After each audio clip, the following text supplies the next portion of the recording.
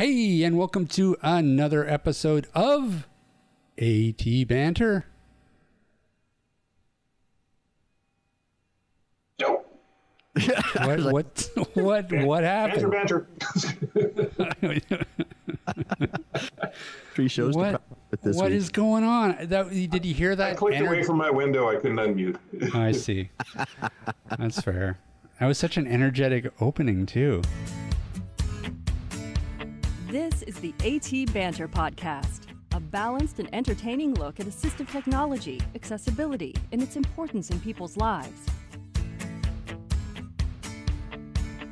Join Rob Minot, Ryan Fleury, and Steve Barclay as they banter with people around the world about anything and everything regarding assistive technology and the disability community.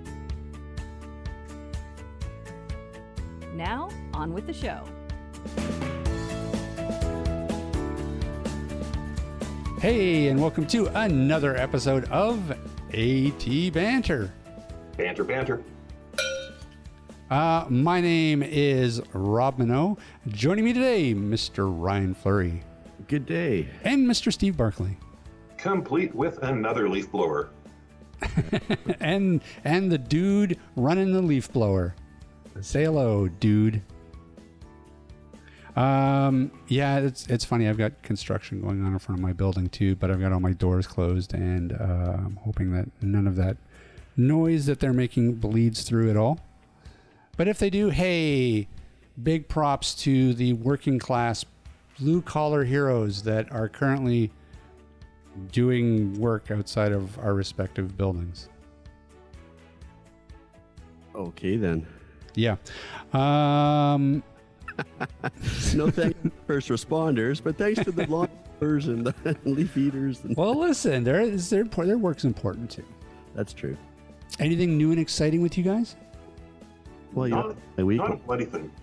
Really? Nothing. You know, I got so annoyed this morning. I was going through my Twitter feed, and I saw a post from a blind student in post-secondary, and it frosted me, because I feel like we're still in this age where accessibility is still not just in all the right places 100%. Because, she was tweeting about how, she was like, I have an online exam, and boy, do I hope that it's, parts of it is accessible because it's online, and hopefully there's no questions about any pictures that aren't alt tagged or some of the question about any of the PowerPoint presentation that wasn't accessible. And it's just like, we still have that worry. We still have so far to go in terms of making sure that online materials, especially in a post-secondary setting, are completely accessible.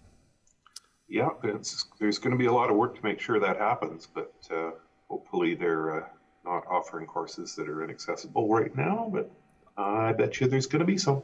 Well, there for sure is, because this whole online push into, or this whole push into online classes, all had to happen so fast that I'm sure there wasn't infrastructure in place that really allowed for them to do that efficiently, even among able-bodied students, let alone students with disabilities.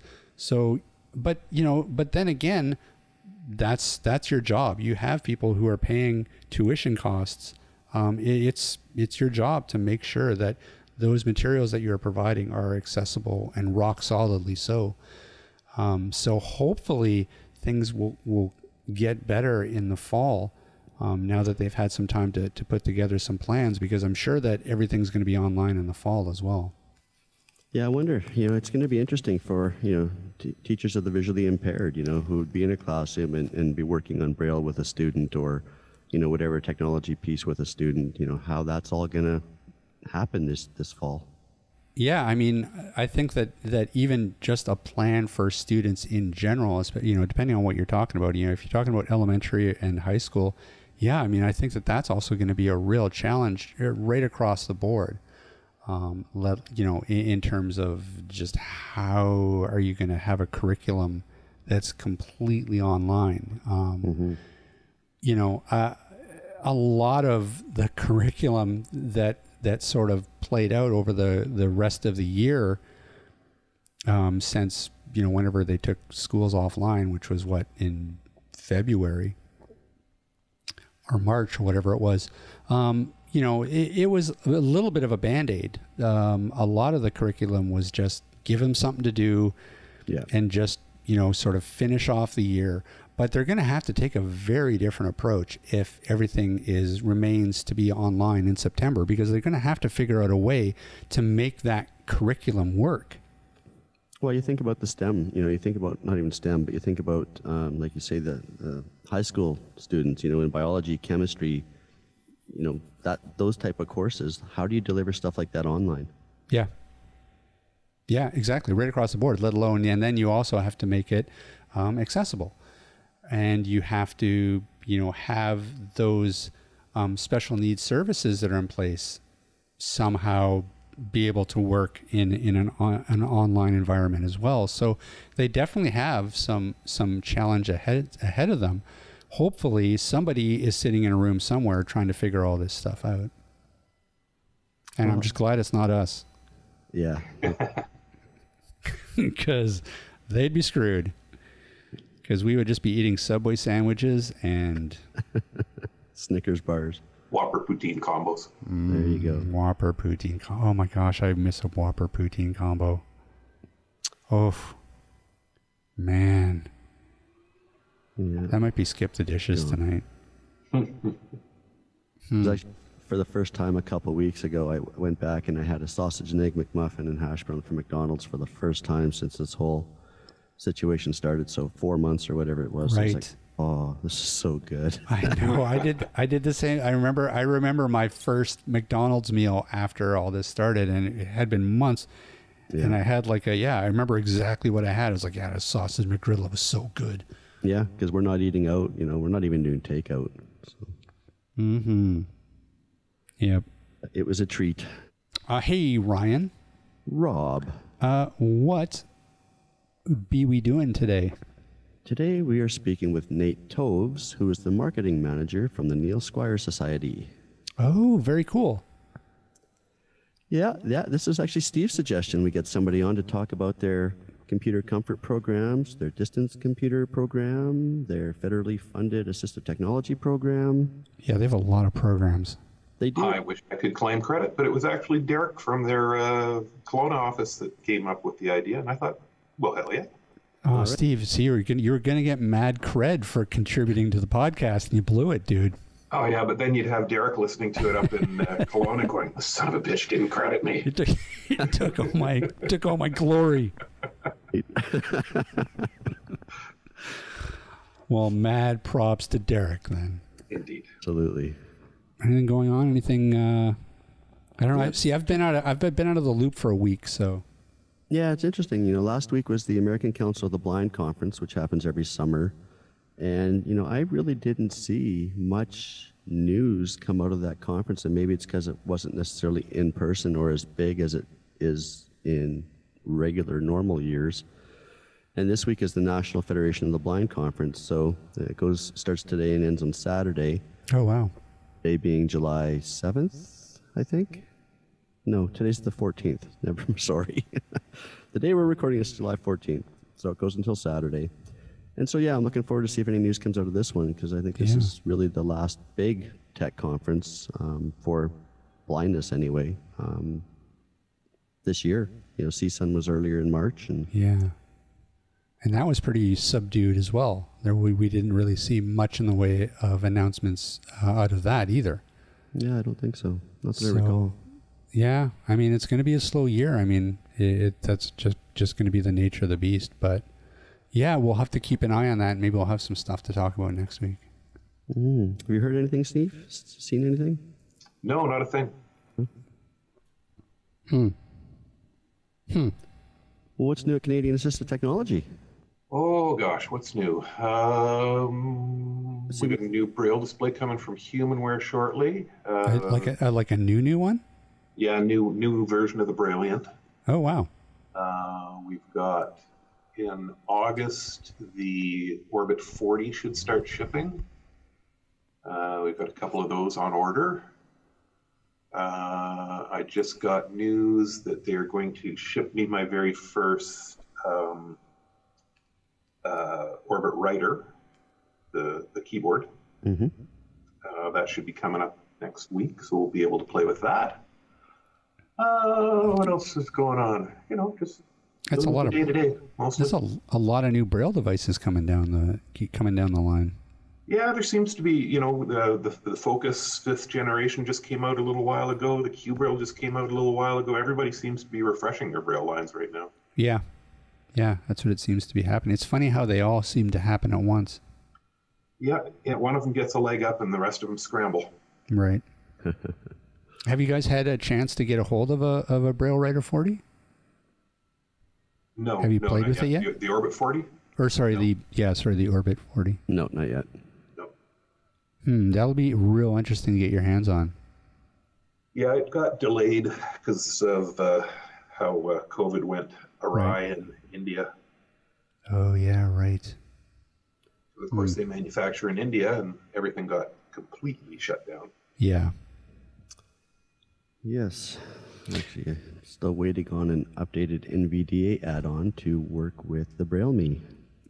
Well, and that's going to be, COVID's going to be, it's real interesting sort of effects. And you don't really think about this, but the supply lines are a real thing. And that's one of the things that COVID has really messed up globally, are these global supply lines. And I think that we're still going to be feeling the repercussions of that in a year even. And that's if we clear up this whole COVID thing in the next, say, 6 months. The after effects of this disruption in supply lines is going to really sort of be felt, I think, for quite a while to come.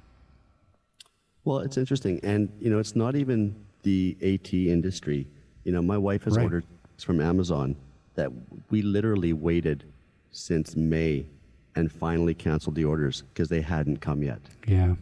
And these were Amazon Prime eligible products that just never showed up. Yeah.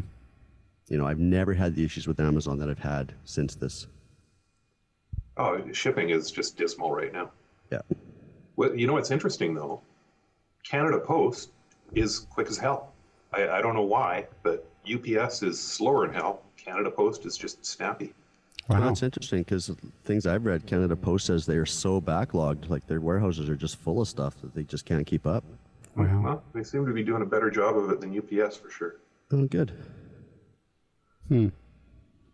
Yeah, but I mean, even in terms of components, like the components for different pieces of AT or just technology in general, we have these, when they're being produced in different countries, in various different countries, the ability to sort of fulfill orders or to actually build these devices are really going to be at the mercy of what happens to be going on in that particular country in terms of COVID. So, it's going to be really interesting. But yeah, it's that first world problems, eh? Can't get my Roomba. What would you do with a Roomba? Yeah, I wouldn't do anything with it. I'd try to train my cat to ride it, and then I would create suit. Yes, and then I would create a YouTube channel for it just for that. I can see that. That'd be awesome. It's been done though. Send me the link. I'll send you the link. Included in the show notes. Yes, of course. Well, we have to now. Yes, Nate, you picked the right week to be on. You're going to be your links are going to be shared with Cat Shark or Shark Cat. Hi everyone, this is Steve from Canadian Assistive Technologies, and this is a shameless plug. We've been working hard to find less expensive Braille products so we can make Braille available for more people. We can now say that we have Canada's most comprehensive lineup of inexpensive Braille solutions, including the 20-cell Braille Me from Innovision, the soon-to-be-released 40-cell Orbit Braille display from Orbit Research, as well as the world's least expensive multi-line Braille reader, the Canute from Bristol Braille. You can have a look at them all on our website at www.canastech.com.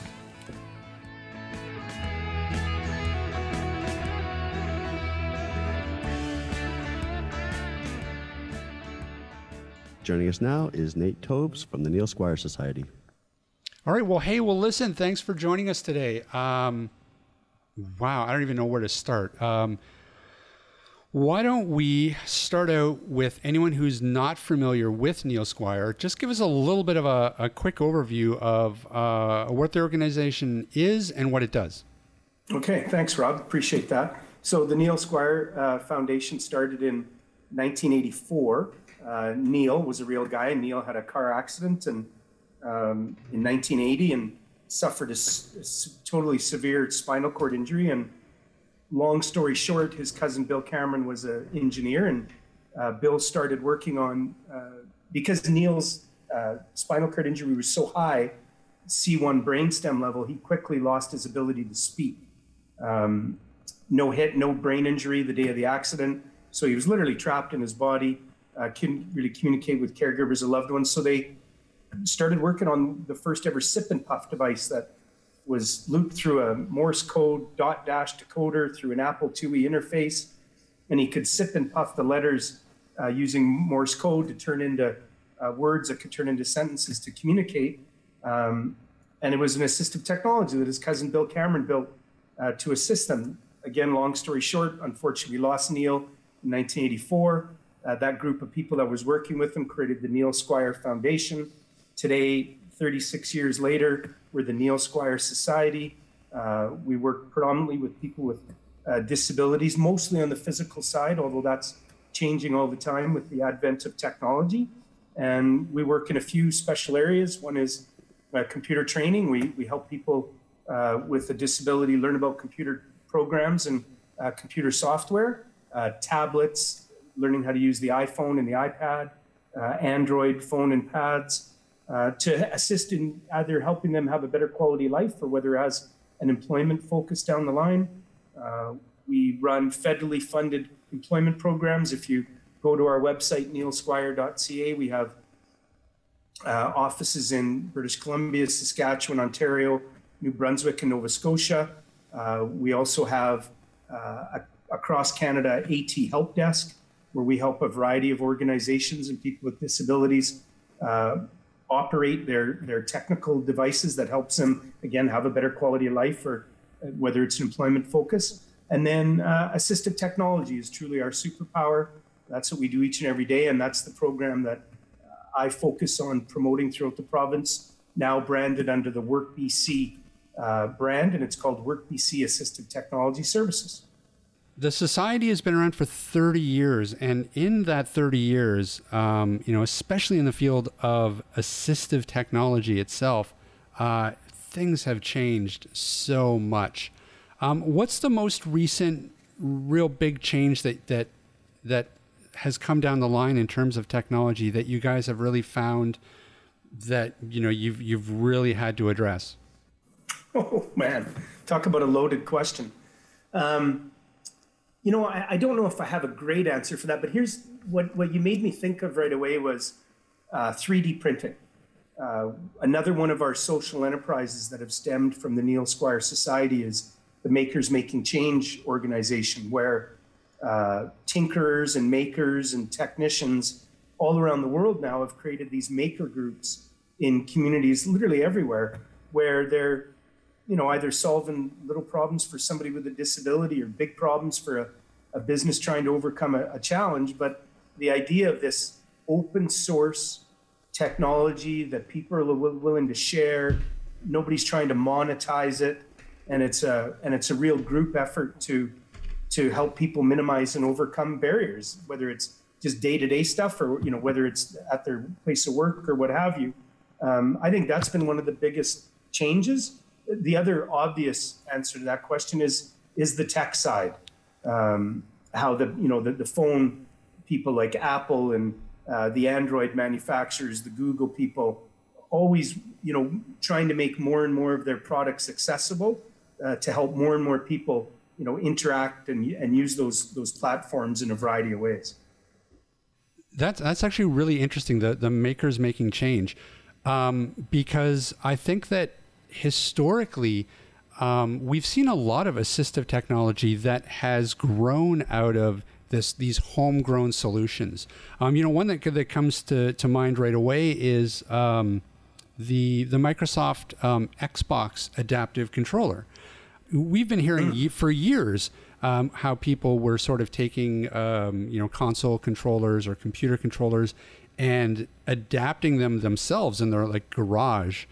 And this is kind of one of the sort of the premier examples, I think, of a large organization taking notice of that and actually running with that and using that and coming out with a product that was very successful in terms of what it's meant to do. And I know Steve and Ryan will agree with me here. We've also seen, we've talked to a lot of people on the podcast of small companies that have come out of, university students that have taken things and have adapted sort of small scale solutions for a very specific problem. And I think that that's so important in assistive technology because, this is how we get those solutions, because a lot of times big companies, big organizations, big corporations, they're not going to put the R&D into solving, really niche problems. Yeah, completely agree. And you can understand it from a standpoint of, they're trying to maintain profitability. And I love what you said about Microsoft because, there's an organization that really is building stuff for everybody. And when they learn more and more about the different ways that they can help people interact in that environment, they're open to that feedback. And we've done a lot of work with both EA and Microsoft on that topic. And it's been amazing the open ears that they have to helping people interact with their products. So let's talk a little bit about that in terms of attitudes. Have you found in the past, say, 5 years, that there has been real movement and a real change in attitude when it comes to inclusion and diversity, even in terms of hiring practices or just in general? Well, it's interesting that you give the 5-year timeline because that's exactly the time that I've been with the Neil Squire Society. So, I think I was probably like a lot of people before I joined this industry, ignorant to a lot of the challenges that somebody might have interacting with our built environment, interacting with tools and software. This is the way it is. Sorry, I've really seen a tremendous turnover of mentality of employers, organizations that are more open to talking about working with somebody with a disability, more open to hiring somebody with a disability, more open to providing accommodations. You talk about, mental health, I know isn't our topic of conversation today, but, there's just more and more openness from employers to understand that many people are dealing with challenges. And if there's anything that comes out of COVID, it's how fast organizations were able to pivot to provide these accommodations for their able-bodied people that just couldn't come to work, but now need to work from home. And I think many of them learned a lesson that it can be done. It's not impossible. You can maintain a high level of productivity and continuity with the team. You got to do it a little differently.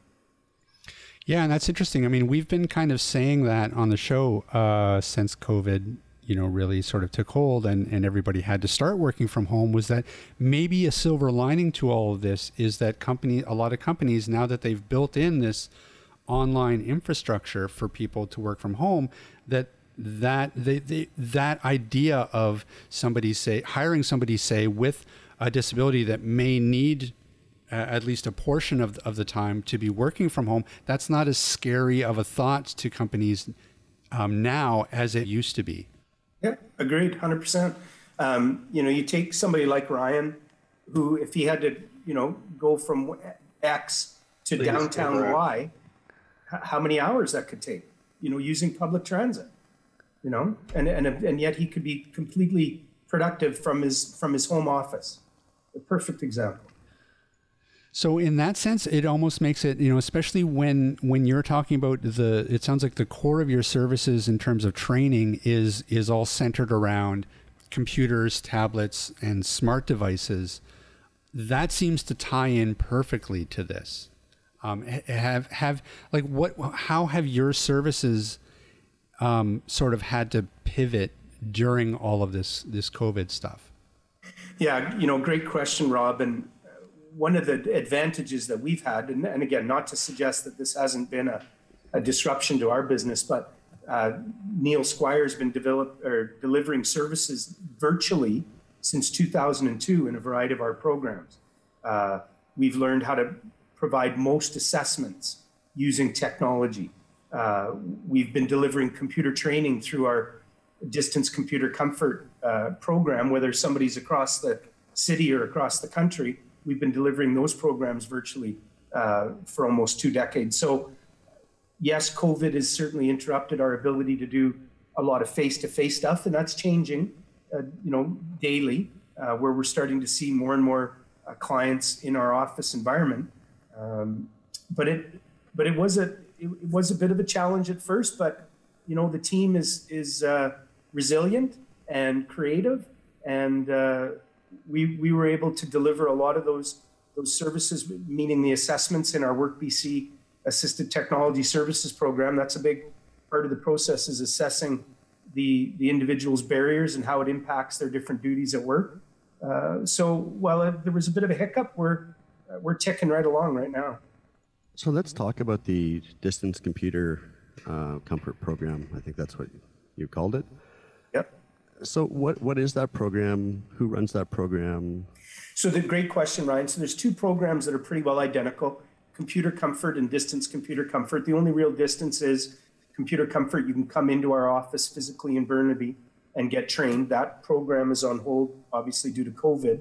So distance computer comfort is, we're looking for people 16 to 65-ish, self-identifies having a disability, and they want to learn more about computers, whether it's learn about computers to improve their quality of life, to create a community, whether it's learn about computers and software programs, and it has a business focus, like learning the Microsoft suite of products, or learning how to do, Facebook, LinkedIn, or Instagram, that kind of stuff.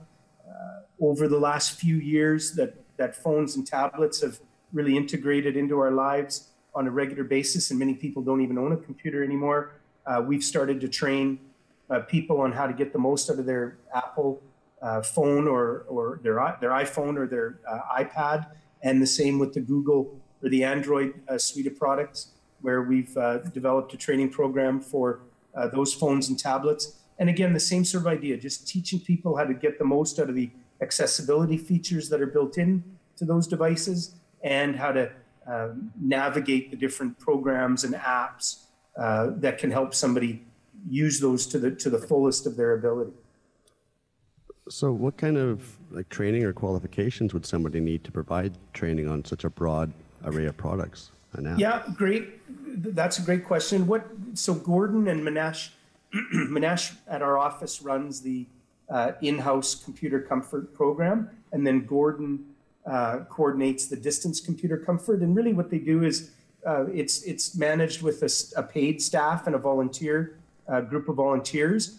And really what they do is just try and determine the level of skill sets that a volunteer brings to the table.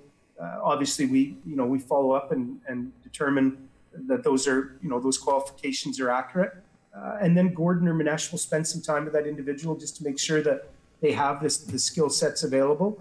And then it's a matter of pairing that individual with the student that requires, whatever training they're looking for, and then getting a good match between the teacher and the student, and then doing that over. We used to use Blackboard, now we use Zoom, just like we're doing today, and use TeamViewer if we have to get the teacher on the same device as the student if there's challenges there, and then just kind of walk through the process. And what we do is create it's not a how would you say, it's not a curriculum that's already created. We literally learn exactly what the individual wants to learn, and then kind of on the fly, maybe isn't the best word, but to go through that step by step with the individual so that they can get a base knowledge that helps them navigate these different programs and software. Right. So the student and the trainer then, does that student get the same trainer for every session? So yeah, great question. Sorry, I should have said that. Yes, they do. Yeah, the student and the trainer are matched for that 10 to 12 week period. Can you just sort of give us a real brief snapshot of some of the different programs that you guys offer? Yeah, absolutely. So the computer comfort program, we can help anybody in the country. We get funding from a variety of sources, including federally, provincially, locally, donor dollars, gaming grants. Literally over the years, we've done everything, including selling buttons to keep that program going. A good donation to our organization is a gently used laptop or desktop that is strong enough to run Windows 10. We take that in. We're a licensed Microsoft refurbisher. We take that, we remove your hard drive, clear your data off it, can provide you a document that says your data has been removed, provide you a tax receipt for the donation of that computer. Because we're a licensed Microsoft refurbisher, for under $10, we load a new set of Windows 10 on there, and then we'll gift that laptop or desktop to the student should they need a computer. And we can do that anywhere in the country. The other program that's very popular for us, and it's one of our longest standing programs, is our Working Together program. That's a federal program, and we run that employment program. We run that program in British Columbia, Saskatchewan, Ontario, and New Brunswick.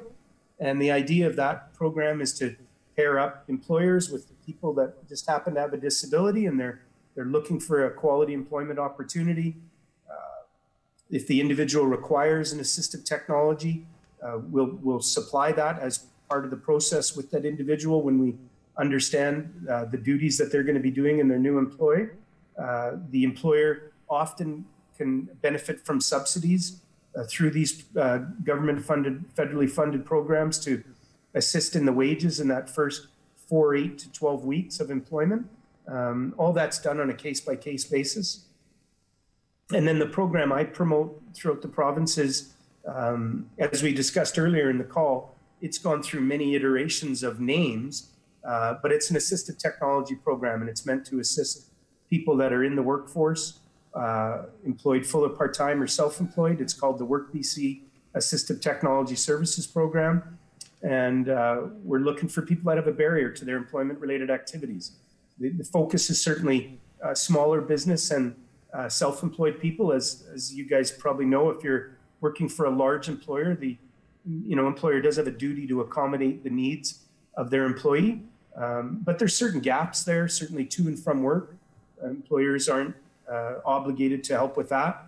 Things like hearing aids fall outside of what employers are asked to help employees with. And that's a provincial program. That's a BC only program. So that's called the WorkBC Assistive Technology Services Program. And we're looking to help people overcome barriers. So barriers caused by disability, barriers caused by old injuries, barriers caused by chronic pain. Chronic pain is one of the leading disabilities in Canada. So many of us are desk bound today that, chronic neck, back, shoulder, carpal tunnel syndrome, so many different things are related to how people do their work for 6 to 8 hours a day or 10 hours a day in a desk environment. So we do a lot of ergonomics, hearing aid software for people with low vision or blindness.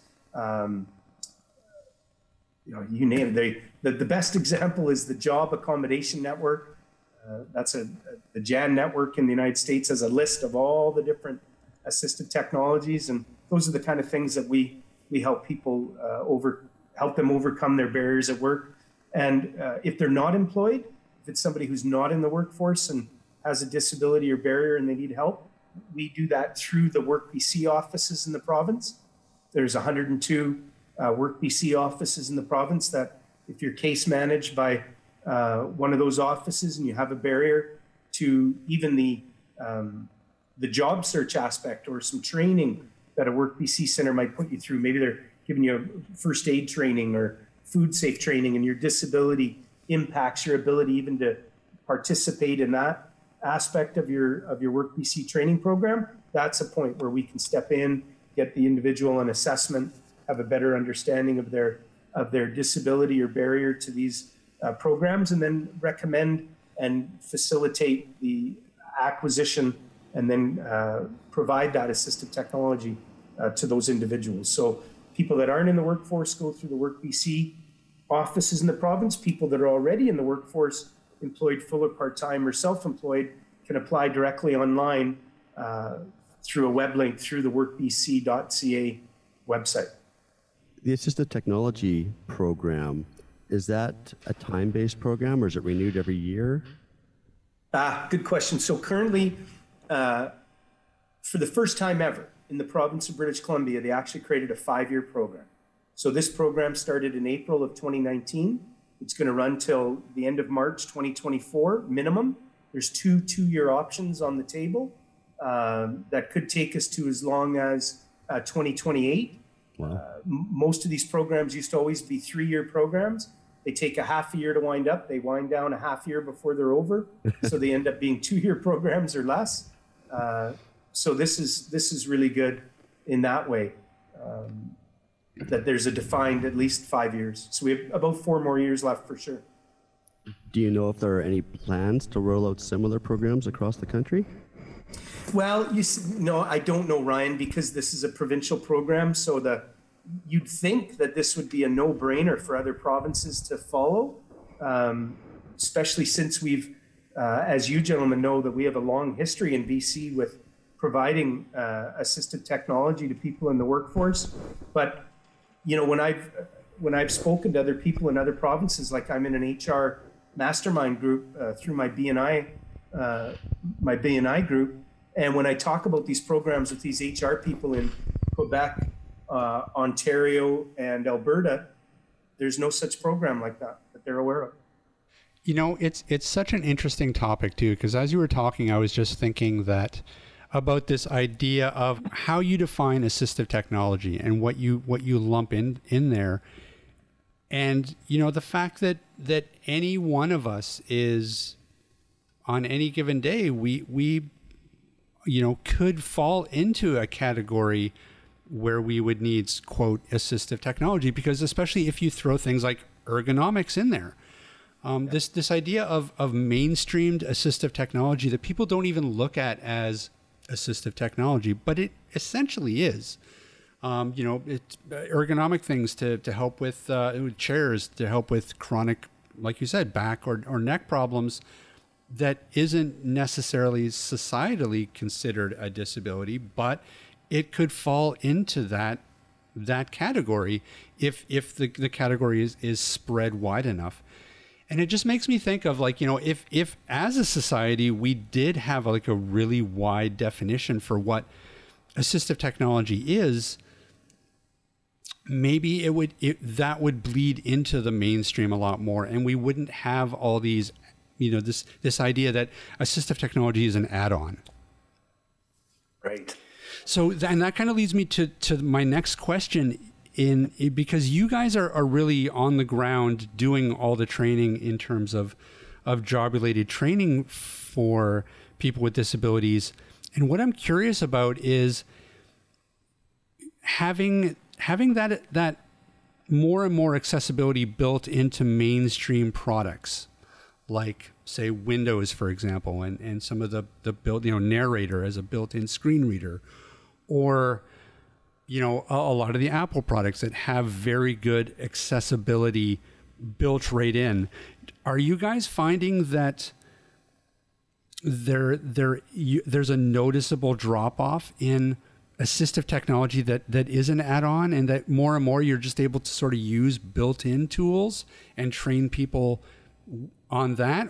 I may not be the best person to provide that answer, because I'm not one of the really smart people that knows these assistive technologies inside and out, like some of the people I work with. But here's what I've gleaned over the years, is that the stuff that is included in an iPhone or a Google product is great, but it often it often doesn't work in the environment necessarily if the individual is working with some proprietary software on their computer at work.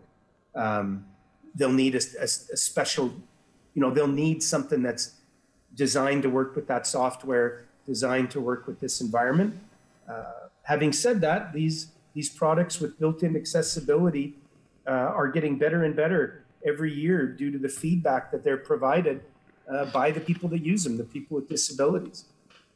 So I think that's something that's improving all the time, and every next generation of Windows seems to address another example of that.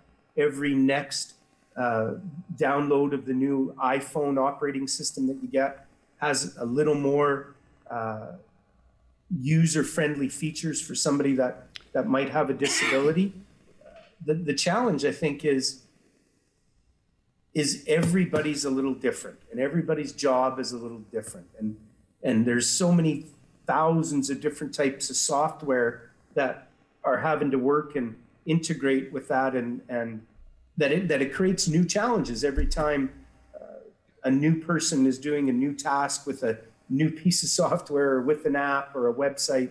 That I think it keeps people like you guys really busy in staying, leading edge as to what is the new thing that's going to help somebody, do this in a graphic arts environment. What is the new thing that's going to help somebody do this in a print environment? And it just changes on a daily basis, or so it seems. So is that a real challenge for the organization? Is because you really need to stay on top of all this technology that's sort of bleeding edge? Well, is it a challenge? I think that's where our team members really rely on organizations like yours, is in helping us stay. When Steve gets wind of a new something in the low vision space, or the software for people for a dictation product, and he goes, wow, this is a game changer. Maybe one of our team members know about it, but maybe Steve is the guy that just sat in on a really important call with some of their design team and knows about something that's coming out, and that's where we have these in-service sessions with a variety of different service providers, distributors of different products, where they're giving us the update of the latest and greatest. Certainly one of the guys on our team is Gordon. I know you guys probably all know Gordon Watt. He's at least once a week, he sends an email to the team about something that he found in what he calls his web travels, where he's seen an update to something, or somebody new into the industry has created a groundbreaking product. So it's truly a team effort to, as you guys know, there's so much, right? Yeah, and that's definitely the challenge, and even as an assistive technology retailer, one of the real challenges is education. Is a lot of people who have any given disability, they might not even know what's out there and what's available to them, and it's just one of those things that people just don't necessarily think about until the day that they need it. Well, yeah, there's two things I would say about that. One is you don't know what you don't know, right? And two is the definition of a disability in our program of WorkBC Assistive Technology Services is any situation that is temporary, permanent, or episodic in nature that causes a physical or cognitive barrier to one's activities, in this case, employment or self-employment related activities. So that's a wide swath. And just because somebody needs help today because of their situation doesn't mean it is something they'll need forever. They might need something better if they're in a situation where their disability is on a downward trajectory, where today they can see a little bit, but tomorrow they'll be blind, or today they can hear a little bit, but tomorrow they won't be able to hear at all. So what they need today might change a year or 2 years from now. And so staying on top of all the different changes within the space is absolutely critical to our team. So how do you guys, what's your relationship with employers then. Another really critical thing in this is education of employers, the building a business case to them for the idea of inclusion. Is that something that you guys do? Yeah, great question, Rob. But I obviously that's one of our talking points is inclusion. Obviously, we believe in that fully, but I don't think that's our mission to be spreading that. How do you say that properly? Yeah, of course that's important to us. But there's other organizations out there like the Rick Hansen Foundation as an example, or Inclusion BC, where their real focus is communicating that message to employers. Having said that, that's my biggest audience is employers. Helping employers know that, again, for their small business of 10 or 15 or 20 people, that if they have somebody with a disability or barrier, that's not a difficult conversation for them to have. They don't have to look at their bank balance before they, discuss with their team member the need for a new ergonomic chair or a piece of software for their computer. And certainly, that's one great thing that the local governments, provincial and federal governments have really, they've responded well to this need that if we're going to include everybody in the workforce, we can't put that totally on the backs of the employers. That there has to be help through programs like this to A, provide the education, B, to provide the actual ability and the path to provide these assistive technologies to help people get in the workforce and stay in the workforce. Once you got a job, you certainly don't want to lose it. So if it's just a matter of a piece of an assessment and a piece of assistive technology to help somebody stay in the workforce, that's a huge part of some of the different programs we operate. And so what would the assessment process look like for somebody who was applying for a piece of equipment?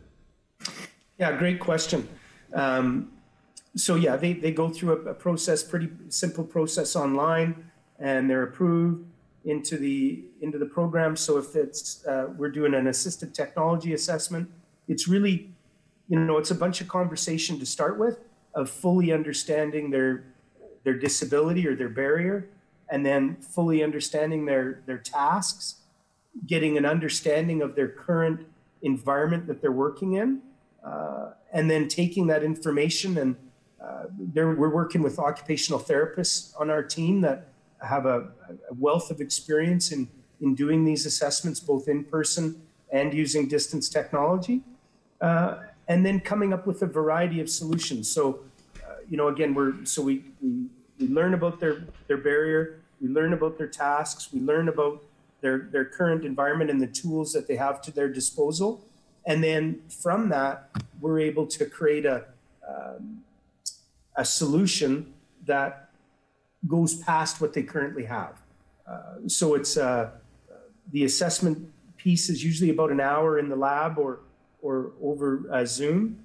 And then from that, we write a report that details kind of what I just shared with you, and then the recommendations. And then whenever possible, we're involving that individual when it comes to trialing. So whether it's an ergonomic chair, we just don't say, oh, this is the chair you should have. We'll send, if they're in person in our lab, we have about 25 different chairs that they'll try. If they're in the Lower Mainland and we don't have the chair that might be the right one for them, we'll send them down to one of the local organizations that we deal with that will have 50 or 100 chairs that they could try.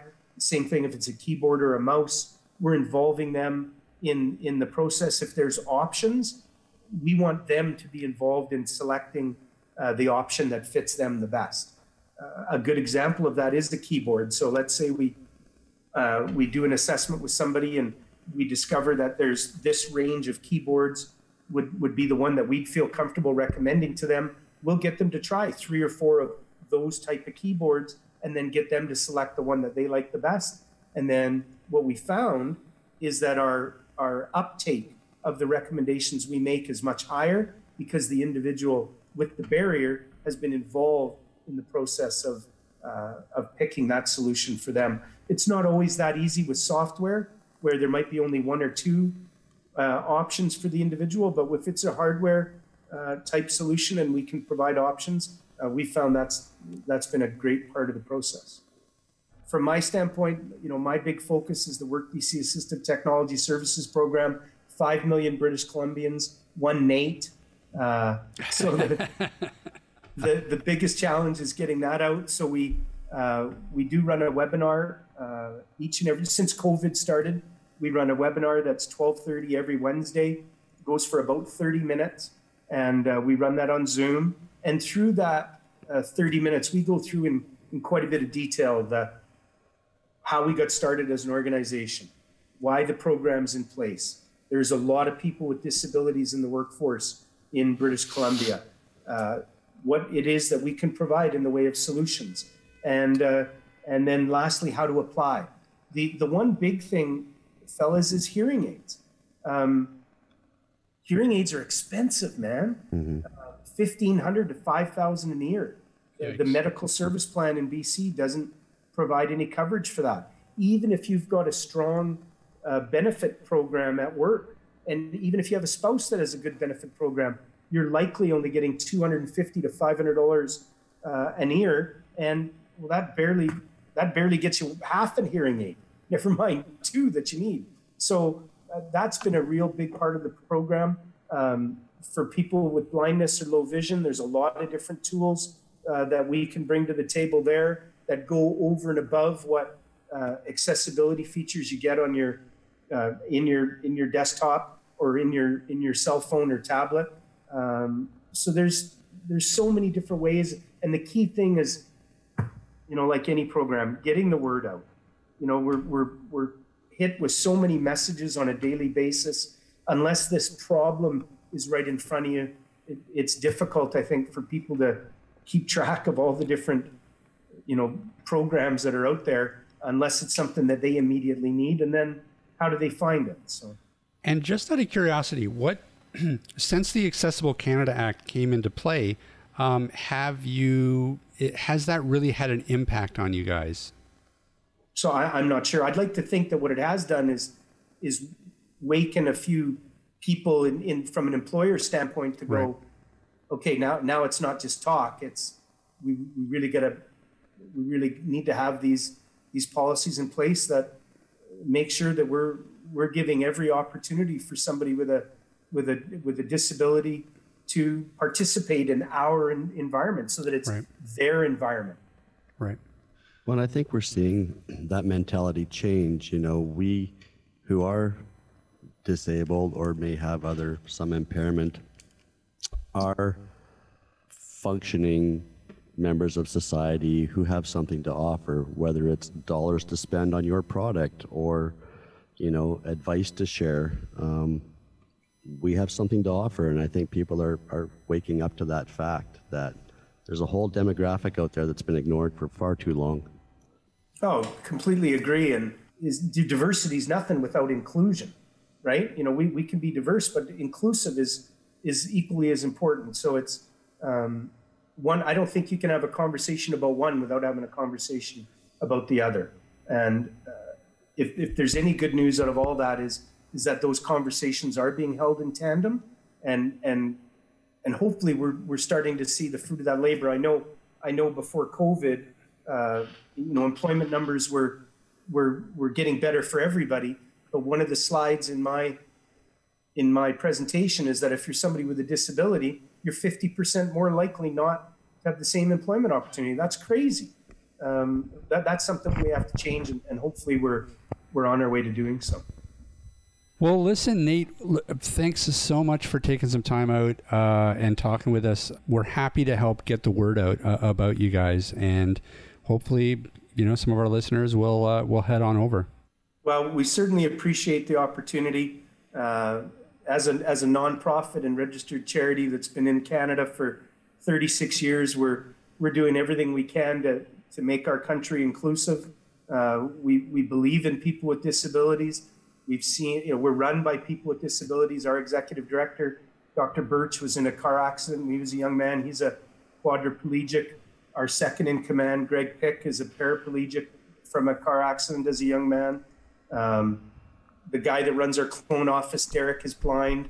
All the kids are in the pool at the Neil Squire Society, and we believe in diversity and inclusion, and we appreciate you guys giving us an opportunity to participate. And should anybody have any questions, I'm sure there'll be some contact information. As I mentioned, the webinars are the way that we provided education to employers and people with disabilities alike. For us, it doesn't matter where the message comes from, the top down or the bottom up or from the side door or whatever it is.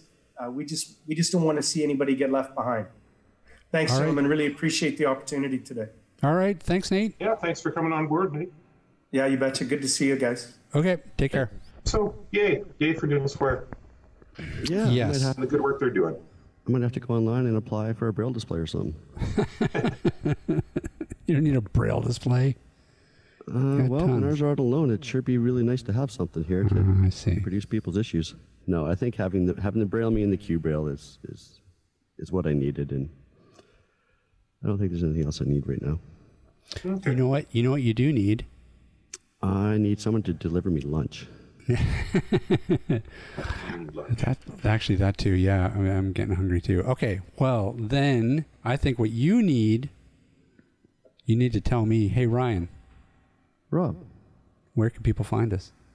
They can find us online at www.atbanter.com. They can also drop us an email if they so desire at cowbell. Oh shit! I knew I forgot something. Cowbell. Hang on. You know, I was all over the podcast. I had Reaper open. I had Zoom open. Nate was here. Mike's in. And, of course, I forgot the drumstick. I'm sure this happened to the guys in Blue Oyster Cult, too. They did that. They're just like, damn it, where's the cowbell? That's right. The dude forgot his sticks. All right. Okay. All right. Hey, Ryan. Rob. Hey, where can people find us? They can find us online at www.atbanter.com. They can also drop us a line at cowbell@atbanter.com. See, I was making you work for that one. Hey, you know where else they can find us? They Where? can find us on the Facebooks, the Twitters, and the Instagrams. That's true. They can. Okay, well, that is going to about do it for us this week. Thanks, everybody, for listening in. Big thanks to Nate for joining us, and we will see everybody next week. This podcast has been brought to you by Canadian Assistive Technology, providing low vision and blindness solutions across Canada. Find us online at www.canastech.com. That's CANASSTECH.com. Or call us toll-free at 1-844-795-8324. For all your assistive technology servicing needs, call Chaos Technical Services at 778-847-6840 or find them online at chaostechnicalservices.com. Master of the one take.